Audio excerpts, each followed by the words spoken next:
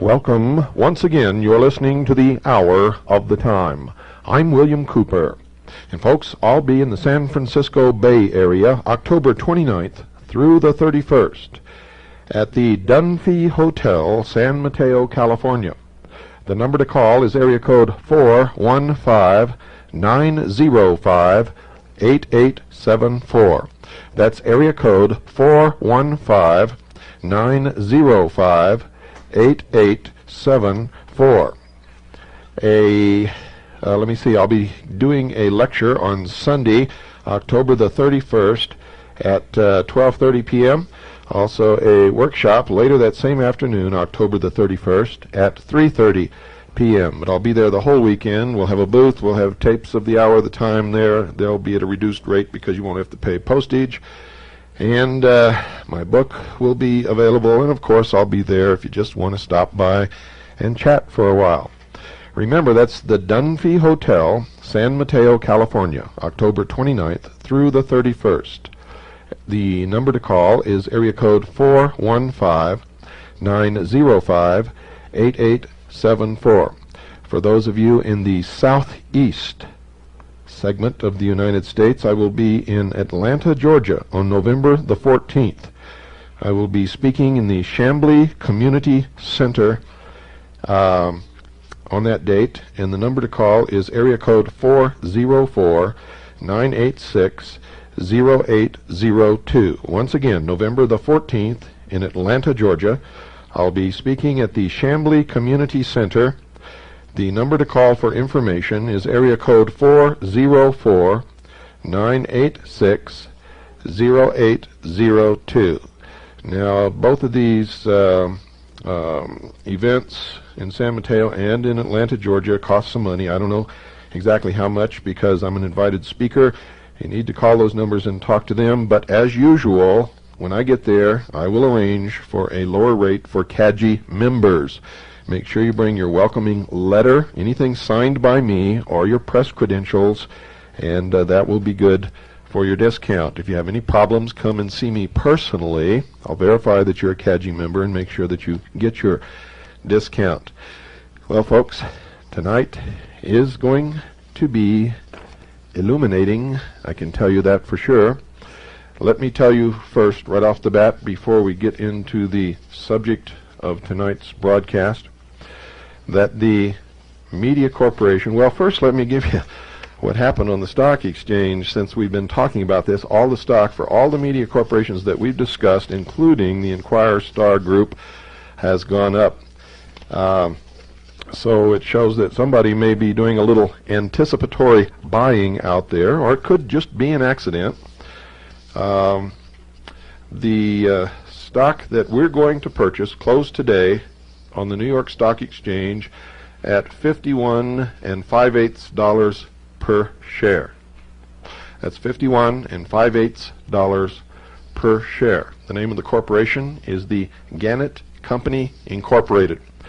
Seek out the lowest commissioned broker in your area, ladies and gentlemen. Buy as much stock in that company as you possibly can. The New York Stock Exchange symbol is GCI. GCI. Again, it's Gannett Company Incorporated. You want to make sure to tell your broker that you want to purchase only voting shares. Only voting shares. Do not buy stock unless the stock is voting shares. Make sure that you understand that perfectly.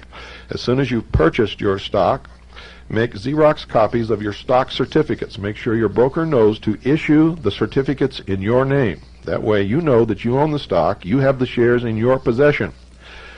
Make Xerox copies of the shares, send them to us with a stamped, self-addressed number 10 envelope. We will send you back a proxy statement, which you will need to fill out, have notarized, and send back to us, giving us the proxy vote for your shares of stock.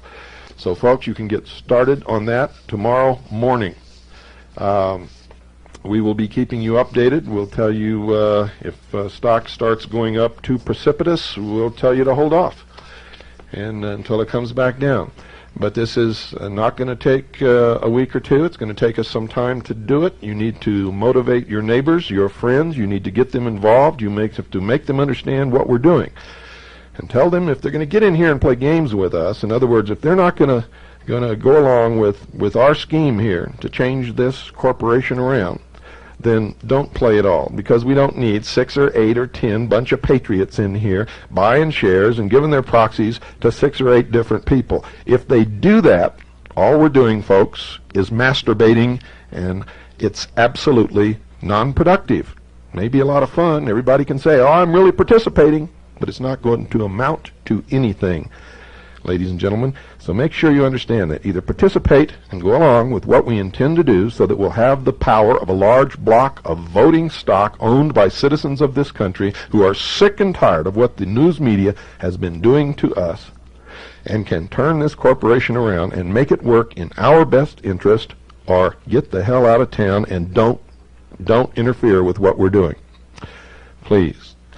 Okay, folks, make sure that you're in a chair, you're comfortable, you got your mind open, you got a pad of paper and a pencil by your side, because we're going to spread some light in some dark corners. Visitors to New York City who venture in to the large building known as the United Nations are amazed to find that there is a meditation room. The meditation room, ladies and gentlemen, is 30 feet long, 18 feet wide at the entrance, which faces north-northeast, and 9 feet wide at the other end. It is, therefore, wedge-shaped. Its only entrance is through 2 tinted glass-paned doors, outside of which stands a United Nations guard. Inside the room is another guard. Once through the doors, the visitor finds himself in a darkened corridor which leads to the left. The sharp transition from a world of light to one of extreme darkness forces a feeling of abrupt withdrawal from the outside world upon the senses of the visitor, who walks along the corridor, reaches the inner arched entrance, turns right, and then looks into the room. The room is very dimly lit. The only source of light at first glance is that which is reflected squarely from the gleaming upper surface of the brooding, somber altar in the center of the room. A special lens recessed in the ceiling focuses a beam of light on the altar from a point above and just beyond its far edge.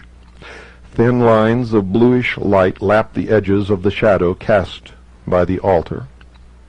The acoustical properties of the room are unique. The edges of padding material behind the paneling on the walls can be detected at the ceiling level. This absorbs sound, as does the Swedish woven blue rug which covers the floor of the corridor and the back of the room. The room is as quiet as an underground tomb.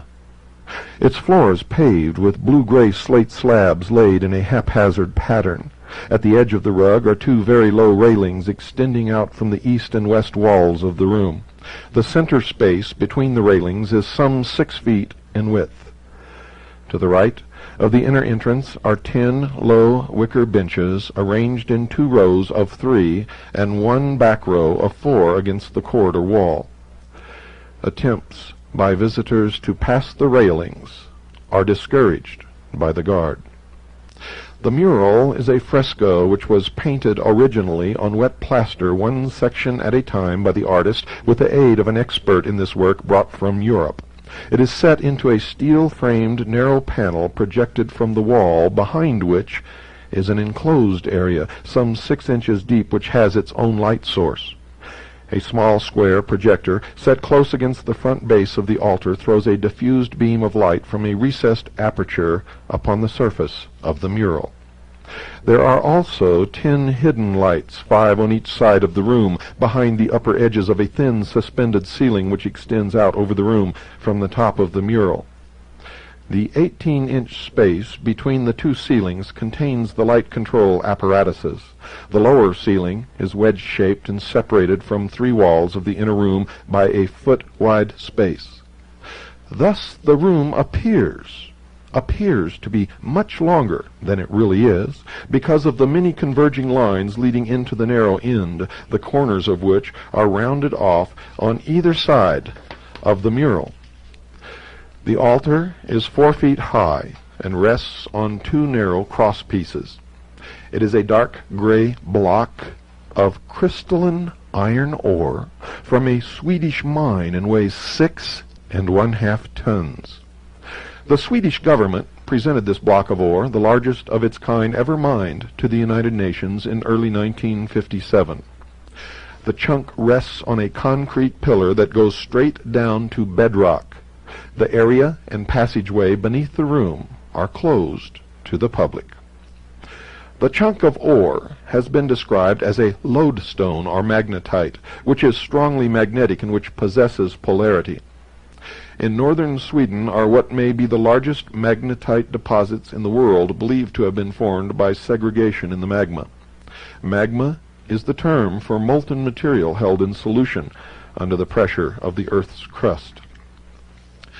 The fresco mural was described in the United Nations Review of January 1958 as having been designed, quote, to conform with the purity of line and color sought for what Secretary General Dag Hammarskjöld has called a room of stillness, unquote. It was painted predominantly in shades of grays and blues, but includes yellow and white patterns and a black half sphere. Light, pure colors intersect to form deeper shades. The New York Times described the fresco as being 8 feet 8 inches in height and 6 feet 8 inches in width, more brightly illuminated at the top than at the bottom. Bo Beskow, an old friend of Dag Hammarskjöld, painted the mural. Quote, Dag had me start sketches on this last summer, unquote, he said. Quote, he wanted me to do the actual work right here in the room, so I have been here since October 6th, 1957, unquote. The mural was seen for the first time, ladies and gentlemen, on November the 11th, 1957. During the period of the remodeling, the guards were on hand during the day to keep out the curious, and at night the room was locked up with a chain and padlock. The artist said of his work, quote, it has no title, and you can make what you wish of it, unquote. He explained that the geometric patterns in the mural repeated the proportions of the room, and those of the focal point of the room, the piece of iron ore. He also said that he intended to give a feeling of space with the picture. The United Nations Review story stated that, quote, he sought to open up the room so that the eye can travel in the distance when it strikes the wall. To give a slight upward movement, he said he designed winding circles in a spiraling diagonal line which might be compared to a vibrating musical chord. As a resting spot for the viewer's eyes, he provided one spot of black amid the light colors, a half circle at which all lines of the fresco and the room converge. In the New Yorker story cited earlier, Beskow was quoted as saying, quote, my fresco contained no intentional symbols, though I've heard people say that the black and pale blue circle in the upper middle section of the panel stands for the cosmos. All that I seriously sought to do was to open up the wall in order to let the eye travel farther, and to open up the mind, provoking meditation, but not directing it, unquote. The mystic P.D. Ouspensky has written that in, quote, real art nothing is accidental, it is mathematics. Everything in it can be calculated. Everything can be known beforehand. The artist knows and understands what he wants to convey, and his work cannot produce one impression on one man and another impression on another, presuming, of course, they are people on one level. At the same time, The same work of art will produce different impressions on people of different levels, and people from lower levels will never receive from it what people of higher levels receive. This is real objective art. An objective work of art affects the emotional and not only the intellectual side of man," unquote. Mr. Besko's picture is described as non-objective, yet its composition admittedly reflects the dimensions of the room and the chunk of iron ore. This, ladies and gentlemen, involves mathematics. He said of his mural, quote, "You can make what you wish of it," unquote, yet he admittedly sought to create a specific subjective effect in the mind of the spectator. Consequently, Mr. Besko's remarks create confusion rather than understanding. The leaflet made available to those who visit the meditation room was written under the direction of Dag Hammarskjöld himself. Its description of the room is deliberately couched in abstruse language. It contains terms which have meaning to the esoterically inclined, but not to the uninitiated, or those called the profane. These terms will be explained, and have in fact been explained, during the Mystery Babylon segments of the Hour of the Time. But for those who may be just beginning to listen to this program, esoteric means that which is hidden and is kept only for the initiated, those who have studied the mysteries. The profane, ladies and gentlemen, is you. I leave myself out because during the process of studying the mysteries, I, with great irony, have become illumined. And if you continue to listen to the Hour of the Time, so shall you. The leaflet reads, quote, "We all have within us a center of stillness surrounded by silence. People of many faiths will meet here, and for that reason none of the symbols to which we are accustomed in our meditation could be used. However, there are simple things which speak to us all with the same language. We have sought for such things, and we believe that we have found them in the shaft of light striking the shimmering surface of solid rock. So in the middle of the room we see a symbol of how daily the light of the skies gives life to the earth on which we stand, a symbol to many of us of how the light of the Spirit gives life to matter. But the stone in the middle of the room has more to tell us. We may see it as an altar, empty, not because there is no God, not because it is an altar to an unknown God, but because it is dedicated to the God whom man worships under many names and in many forms. The stone in the middle of the room reminds us also of the firm and permanent in a world of movement and change. The block of iron ore has the weight and solidity of the everlasting. It is a reminder of that cornerstone of endurance and faith on which all human endeavor must be based. The material of the stone leads our thoughts to the necessity for choice between destruction and peace. Of iron man has forged his swords, of iron he has also made his plowshares. The shaft of light strikes the stone in a room of utter simplicity. When our eyes travel from these symbols to the front wall, they meet a simple pattern, opening up the room to the harmony, freedom, and balance of space. There is an ancient Chinese saying that the sense of a vessel is not in its shell, but in the void. So it is with this room. It is for those who come here to fill the void with what they find in their center of stillness," unquote. The World Goodwill Bulletin is published by Lucis Press Limited, owned by Lucis Trust, at 88 Edgware Road, Marble Arch, London, W2, England. The New York branch, the Lucis Publishing Company, 11 West 42nd Street, 32nd floor, issues materials on its Arcane School, 3-member triangles, and World Service Fund, and publishes the Beacon magazine. This company, ladies and gentlemen, was originally established as the Lucifer Publishing Company, but changed its name on November the 11th, 1924, to the less startling one it bears today.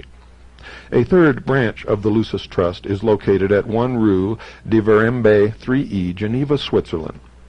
Alice A. Bailey, the now deceased high priestess of the occult arcane school, established and headed the trust and its self-identified Society of Illumined Minds. This powerful group has intimate connections with the United Nations. The World Goodwill Bulletin issued a special edition on the United Nations in July 1957, which contained an article entitled, quote, "Lodestone," unquote. We quote from its description of the meditation room. Quote, "The visitor will be totally unprepared for what he will see as he steps in the door for a moment of quiet. Because of the converging walls and the dim light, he will experience a peculiar spatial disorientation, and dimension and perspective will seem difficult to establish. In the center of the room, he will see, illuminated by a single point of light from the ceiling, a rectangular mass. The ore piece is many millions of years old. One feels as though one is in a repository for some natural talisman of significant and noble importance, rather than in a chapel in the ordinary sense. Those who are wedded to seeking communion in traditional settings may be somewhat ill at ease here. This is a sudden break with prior experience. One is thrown violently upon his own resources.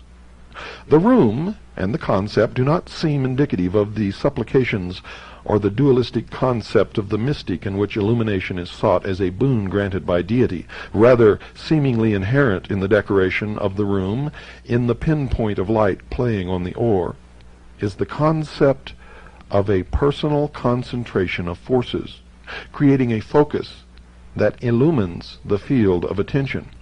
The pinpoint of light, the void of space, the illuminated crystalline ore, one feels projected into a setting of cosmological symbolism rather than one of planetary or even solar intent. It is interesting to speculate on what the long-term influence of this new departure will be on current religious thinking. Ensconced here in the highest hall of man, it cannot be inconsiderable. Whatever interpretations one may attribute to the United Nations Meditation Room, it can be said with certainty that the words and the repercussions have only just begun, unquote. Folks, the new departure in religion referred to did not occur by chance. Tremendous pressure was brought to bear on Trygve Lie and Dag Hammarskjöld to install such a room at the United Nations by such organizations as the World Council of Churches. Trygve Lie announced on April 18, 1949, that such a room would be established. The Fifth General Assembly opened with 1 minute of silence as a religious observance. Shortly thereafter, a temporary meditation room was provided at Lake Success, New York. On February 9, 1951, a meditation room was opened for 1 day at the United Nations Secretariat building. Then on October 14, 1952, the opening day of the Seventh General Assembly, a permanent meditation room was made available to the public. Since then, each assembly has opened with 1 minute of silence. In 1955, the meditation room contained a 300-year-old, 800-pound, 37-inch wide upright section of an agba, or mahogany tree, from French Equatorial Africa. It was the idea of Wallace Harrison, director of the International Board of Architects, which planned the United Nations, co-architect and director of Rockefeller Center, and member of the board of directors of the Socialist New School of Social Research in New York City. See Who's Who in America for 1959 for reference. The room contained a philodendron plant on the altar to symbolize some unknown person killed in a war, an olive green rug, 25 russet-colored chairs, and a blue and white United Nations banner set in front of a ceiling-to-floor white drape. On February 16, 1953, a group known as the Friends of the Meditation Room, numbering 1,500 members, presented through its officers a set of guest books to the United Nations, wherein visitors to the room could inscribe their names, addresses, and religious affiliations. Since then, many, many millions have been estimated by the United Nations to have entered the room. Of these visitors, millions have signed these books, each containing 7,000 names. What purpose, ladies and gentlemen, is served by the accumulation of these thousands of names of individuals with their religious affiliations who visit the room and who by the act of signing their names indicate that they do not object to the existence of this pagan temple? The Friends are a product of the non-sectarian Laymen's Movement for a Christian World, Incorporated, the international headquarters of which is located at Wainwright House, Milton Point, Rye, New York. Warren R. Austin, a past permanent United States delegate to the United Nations, headed a Friends committee which presented $12,600 to Dag Hammarskjöld on April 24, 1957, as first payment on $25,000 needed to remodel and enlarge the room. The movement has issued United Nations meditation room identification cards to 300 men and women who go periodically to this room for prayer. It once issued prayer cards to visitors containing prayers from the, quote, world's great living religions, unquote, namely Hinduism, Buddhism, Judaism, Islamism, Sikhism, Christianity, and St. Francis of Assisi. I was not aware that St. Francis of Assisi was one of the world's great religions. Were you? The Friends held vigils of prayer in the room in 1953 and 1954. Back in 1946, the movement had sent Dr. Frank Laubach, Union Theological Seminary graduate and author of, quote, Letters of a Modern Mystic, unquote, to the Paris Peace Conference to lobby for the establishment of the meditation room. Speakers for the movement's meetings have included Norman Cousins, Ralph Bunche, and Frank P. Graham of the United Nations, and William Ernest Hocking and Curtly F. Mather of Harvard, all of whom have Communist Front records. See the May, June, and July-August 1959 and July-August 1962 issues of the Laymen's Movement Review. The movement has included among its members Dwight David Eisenhower. The most important friend of the movement from its inception, however, has been John D. Rockefeller, Jr., a Methodist missionary, Wayman C. Huckabee, secured and received grants from John D. Rockefeller, Jr.'s Davison Fund and from his New York City Riverside Church funds for 5 consecutive years, 1937 through 1941, for a health center in Hiroshima, Japan. Huckabee then became the secretary of the movement in New York in 1941 and secured 2 grants a year for the organization from the Davison Fund until it was liquidated. It is not coincidence, ladies and gentlemen, that the funds John D. Rockefeller Jr.'s Davidson Fund and from his New York City Riverside Church funds for the years 1937 to 1941 were for the health center in Hiroshima, Japan, a city which we ultimately dropped an atomic weapon. Rockefeller, ladies and gentlemen, continued his yearly grants without fail from his own personal funds. During the 22 years Huckabee remained with the movement, $1 million was raised for its work. When the movement first sought to secure Wainwright House for its headquarters in 1951, John D. Rockefeller Jr. gave $5,000 of the $25,000 needed. Since 1951, 10,000 individuals have signed the guest book of Wainwright House. 5,000 have attended its public meetings. Its members have been addressed by the President of the National Council of Churches. Its conference rooms have been used by the Episcopal, Presbyterian, Methodist, Baptist, Congregationalist, and Quaker churches. When the Friends of the Meditation Room agreed to raise $15,000 to pay for the redecoration of the room, John D. Rockefeller, Jr. gave $5,000 of the amount sought. Dag Hammarskjöld personally raised another $10,000 from the Marshall Field family for the cost of the fresco in the room. The United Steelworkers, AFL-CIO, gave $500. The movement was formed, ladies and gentlemen, in 1940. The man who started it was Dr. Arthur Compton, the scientist who first brought the identified communist and accused agent espionage Professor J. Robert Oppenheimer into the Atomic Energy Project in 1942. Wainwright House has its own meditation room on its second floor. The room contains the Agba wood altar first used in the UN meditation room and the cherry wood chairs and drapes from that room presented to the Friends by the United Nations in 1957. The house also contains a large library centered around the Thomas Sugrue Memorial Library, a $1,600 collection of books on religion and occultism, where one may read up on spiritualism, Zen, Taoism, yoga, Judaism, etc. Every book in the library has a bookplate therein designed by the artist Fritz Eichenberg. His bookplate depicts the ancient cross in the shape of a T surrounded by a serpent symbolizing wisdom and healing and forming the letter S. The T and S, Thomas Sugrue's initials, are crowned by the lotus, Vedantic representation of all being. In the background lies the city of Jerusalem, over which shine two stars, the star of the east of Christianity and six-pointed star of Judaism. A flame spreads an arc of light above, proclaiming the continuity of life and the immortality of the soul. M. Oldfield Howey tells us in The Encircled Serpent that in the symbolism of Egypt the serpent is constantly represented as surmounting a cross. The brazen serpent was a palladium or talisman in the form of a serpent coiled around the mystic Tau or T.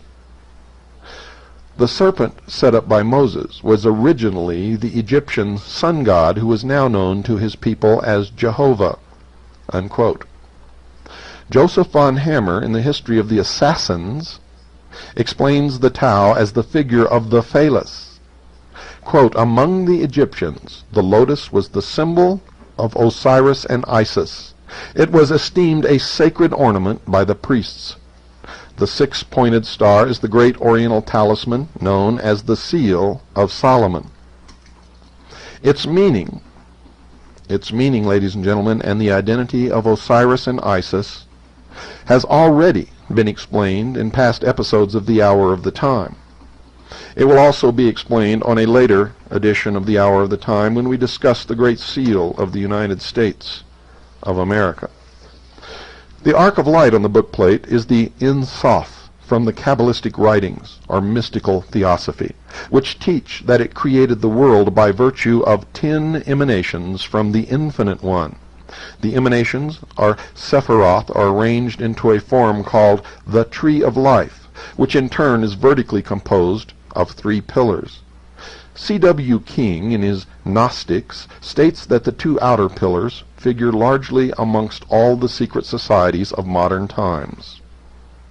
And naturally so, for these Illuminati have borrowed without understanding it the phraseology of the Kabbalists. Dag Hammarskjöld calls the altar a reminder of that, quote, "cornerstone on which all human endeavor must be based," unquote. The meditation room faces north-northeast. To enter the room, one must proceed from darkness to light. From darkness to light. With these facts in mind, note the Kabbalistic symbolism of the following description of the cornerstone by an authority. Quote, "In its situation, it lies between the north, the place of darkness, and the east, the place of light, and hence this position symbolizes progress from darkness to light, and from ignorance to knowledge. The permanence and durability of the cornerstone is intended to remind us that long after our death we have within ourselves a sure foundation of eternal life, a cornerstone of immortality and emanation, which pervades all nature and which therefore must survive the tomb," unquote. On a higher level of esoteric knowledge, the metal altar or stone can be likened to the ancient stone of foundation, which according to the same authority cited above was supposed, quote, to have been placed at one time within the foundations of the Temple of Solomon, and afterwards, during the building of the second temple, transported to the Holy of Holies. It was in the form of a perfect cube, or as the Freemasons call it, ashlar, and had inscribed upon its upper face within a delta or triangle the sacred tetragrammaton or ineffable name of God. In a scurrilous book of the Middle Ages, The Life of Jesus, there was another account of the stone. Quote, at that time there was in the temple the ineffable name of God inscribed upon the stone of foundation, unquote. This scandalous book proceeded to state that our Savior, quote, cunningly obtained a knowledge of the tetragrammaton from the stone of foundation, and by its mystical influence was enabled to perform his miracles. There was a very general prevalence among the earliest nations of antiquity of the worship of stones as the representative of deity, and in England the Queen sits upon a throne under which is a stone. This happens in almost every ancient temple, and in every ancient temple there was a legend of a sacred or mystical stone. The mystical stone there has received the name of the, quote, stone of foundation, unquote. And the scribes who had come down from Jerusalem said, quote, he has Beelzebub, and by the prince of devils he casts out devils, unquote.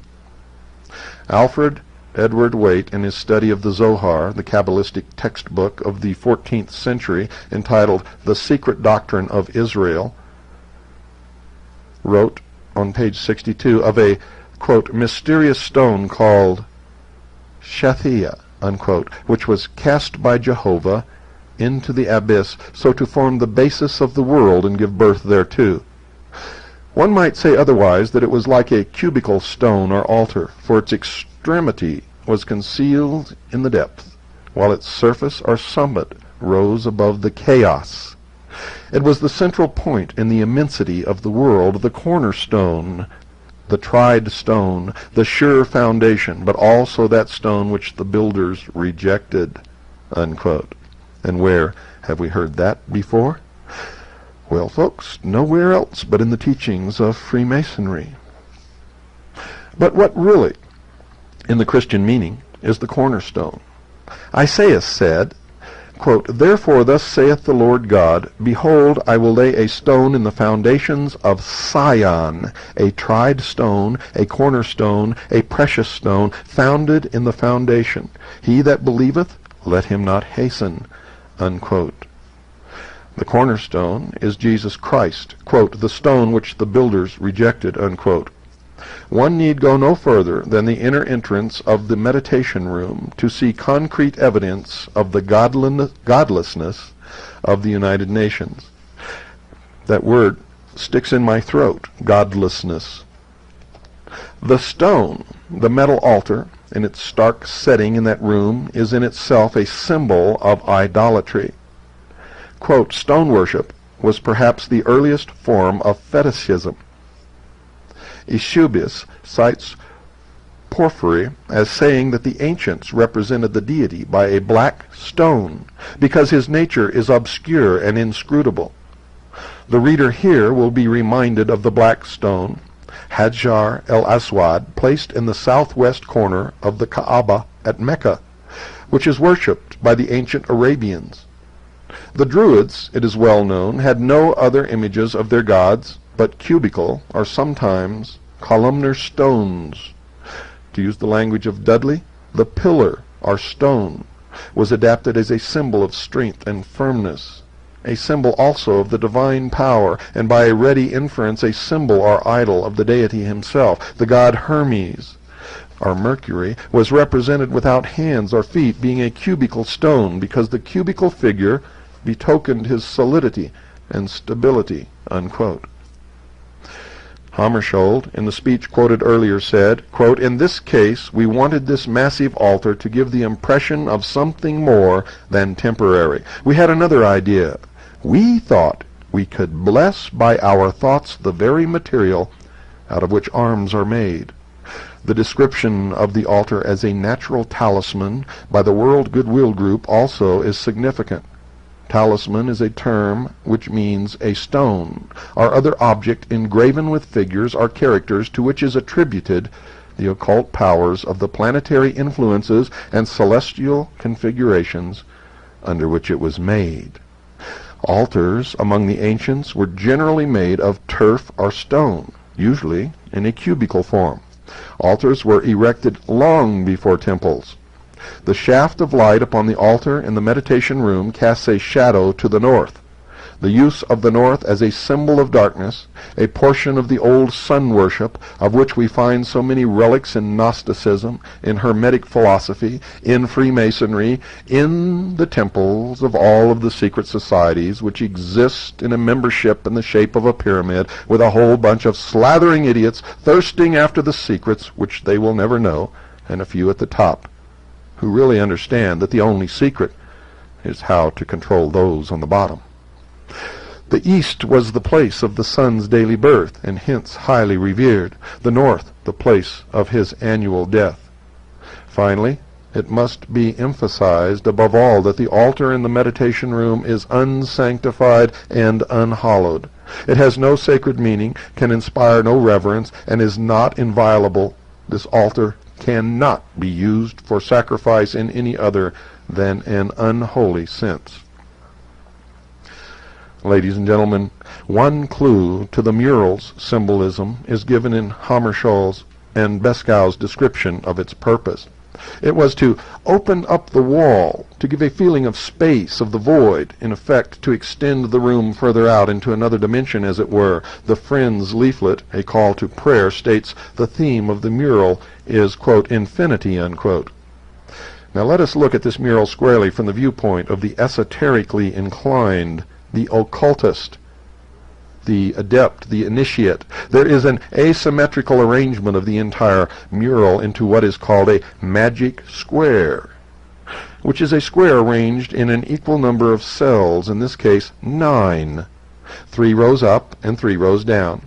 The game tic-tac-toe is based on this type of square.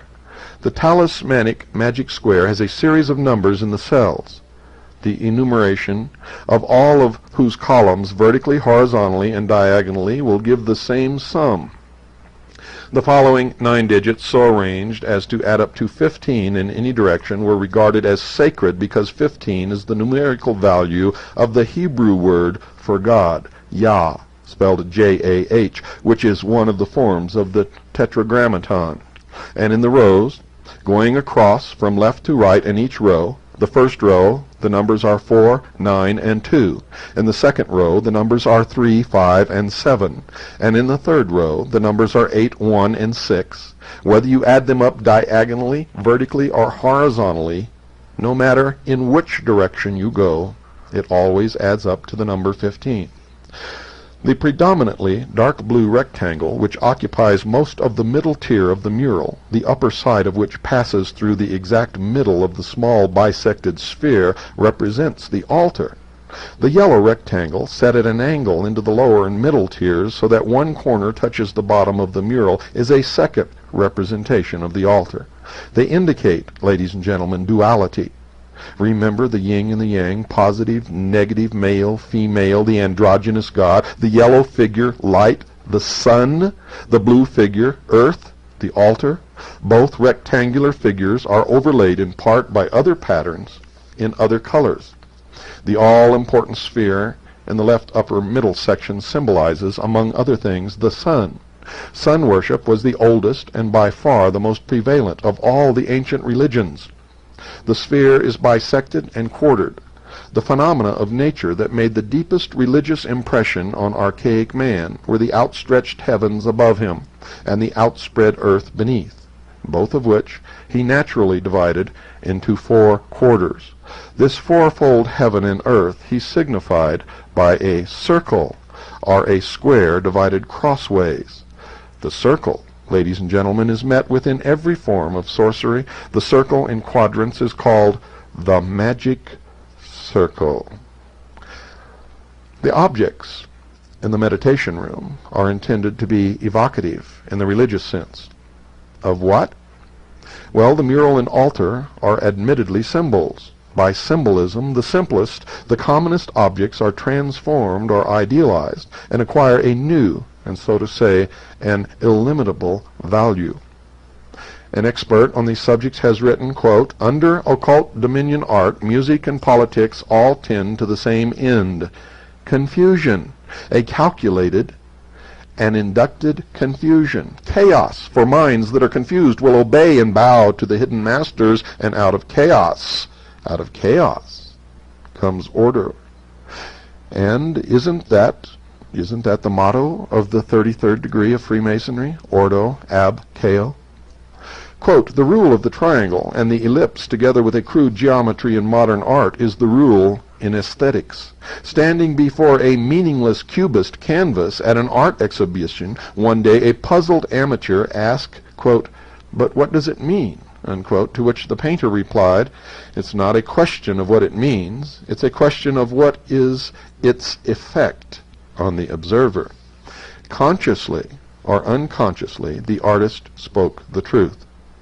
Psychiatrists tell us that this school of insidious humbug is simply an elaboration of the policy of the interruption of ideas, leading to total incoherence and madness. Cubist art is an effort to produce certain psychic effects obtainable by optical illusion. Beauty has nothing to do with it. The Cubist school is not the realm of art at all. It belongs to that of medicine and psychic science. Those who forget that this devastating fad of the interrupted idea can be extended to music, literature, and every other phase of human effort do so at their own peril. For instance, listen closely to the beat of the rap musician. Quote, "A mind that is positive cannot be controlled. For the purpose of occult dominion, minds must therefore be rendered passive and negative in order that control can be conceived. Minds consciously working to a definite end are a power, and power can oppose power for good or for evil.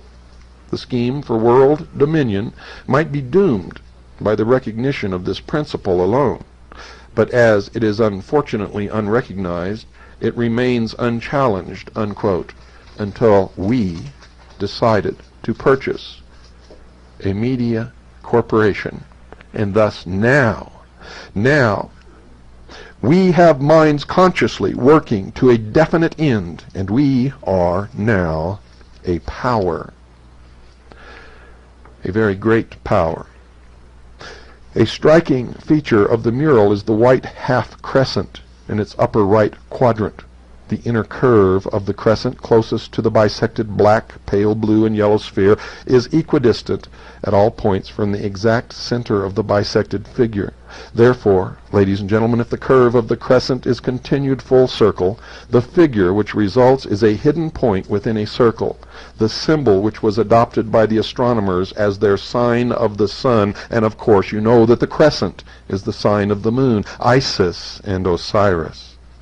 In the ancient mysteries, the point in the circle denoted the principle of fecundity, and has been carried down through the ages as a sign of various secret societies, including the Illuminati of Adam Weishaupt in 1776, and you will find the dot in a circle in the temples of Freemasonry.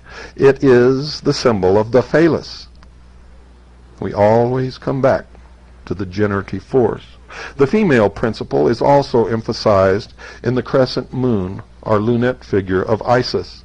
There are 72 geometrical figures and shadings in the mural. The 2 crescent shapes and the 4 long triangles, white, yellow, blue, and black, which are located in the 2 upper tiers of the mural, are each counted as one figure. The number 72 denoted from the earliest days the divine name of 72 words. 72 words. This number is derived from a permutation of the values assigned to the 4 letters of the Tetragrammaton, or JHVH, Jehovah, the ineffable, unpronounceable name of God. This name, in its multitude of forms, can be used to work miracles or magic, so say the Kabbalists. It was derived from Exodus chapter 14, verses 19, 20, and 21, which each consist of 72 letters. Now, if these three verses be written at length, one above another, the first from right to left, the second from left to right, and the third from right to left, or as the Greeks would say, boustrophedon, they will give 72 columns of 3 letters each. Then each column will be a word of 3 letters, and as there are 72 columns, there will be 72 words of 3 letters, each of which will be the 72 names of the deity alluded to in the text. And these are called the Shem Ham Pharesh. 72 is also the number of the quinaries, or sets of 5 degrees in the 360 degrees of the zodiac. The number of triangles in the mural are difficult to count. There are 22 isosceles, equilateral, scalene, right-angled triangles. There are also 22 numbered letters in the ancient Hebrew alphabet with values of 1 to 400. The triangle is an ancient emblem of the deity. It is also a sign of the female element. However, if the apex of the triangle is pointed down, it becomes the male element. Thus, inverted, it may also represent Lucifer, particularly if it is black in color. The sphere figure, or the spiral figure, intertwined with the mural-length diagonal line, symbolizes the caducus of Hermes, or Mercury, which mythologically is represented as 2 serpents twined around the winged wand of Mercury. 9 arcs are formed by the intersections of the spiral line with the diagonal. The 9th Hebrew letter, Teth, with the value of 9, has the signification of serpent. The number of the beast of Revelation is 666, which Kabbalistically is 9, the number of generation. The twin serpents of the caducus are negative and positive, representing polarity, and twine around the spinal column. They are the kundalini, or sex force. In the encircled serpent, the chapter on the caducus contains references on page 72 to the ancient use of the symbol without wings as seen in the mural. The caducus is also the symbol of peace, the propaganda term associated with the United Nations. The serpents are male and female, the sun god and the moon god, and are symbols of generation, or the phallus. Buddha was symbolized by the serpent, and in mythology is identical with Mercury. The center sphere and the outer circles around it form the all-seeing eye. This bisected sphere overlays an isosceles triangle bounded on one side by the diagonal line. According to Manly Palmer Hall in his occult treatise on the secret destiny of America, the all-seeing eye is that of the great architect of the universe, whenever it appears as a symbol of God. His explanation is that which is generally accepted. It is, however, erroneous. A full commentary on the meaning of this all-important symbol has already been dealt with in previous episodes of the Hour of the Time. The mural, if viewed from the top or the roof overhead of the meditation room, is the truncated top of a pyramid. Behind the mural is a smaller pyramid, which is that which contains the eye, the all-seeing eye of Lucifer. Good night, and God bless each and every single one of you.